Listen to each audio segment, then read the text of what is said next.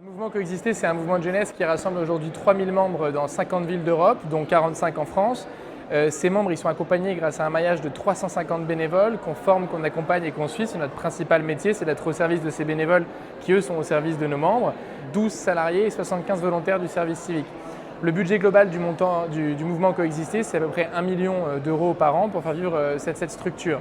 Le modèle économique du mouvement Coexister, il est basé sur 3 sources principales. D'abord, on a 15% de subventions publiques qui sont surtout données par le Commissariat général à l'égalité des territoires, le CGET, mais aussi quelques préfectures, quelques départements, mairies, villes, qui en forment 15% de notre budget.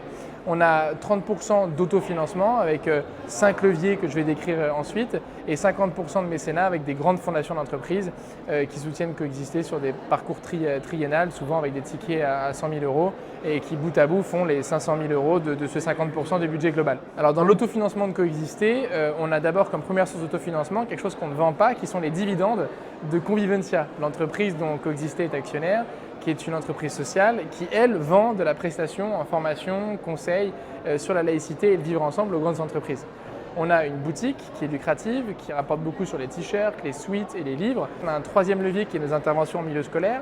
On fait 500 collèges, lycées chaque année. Ils contribuent à hauteur de 200 à 500 euros chacun en fonction de la présence qu'ils attendent de notre part pour déconstruire les préjugés et donner les bases de la laïcité. Et ça, c'est aussi une source de revenus. Alors l'hybridation économique, elle est connue, ça fait longtemps qu'elle est pratiquée dans l'ESS. Elle a des avantages et des défauts. Les avantages principaux, c'est le fait qu'il y a plusieurs statuts juridiques qui permettent d'avoir plusieurs opportunités, plusieurs avantages.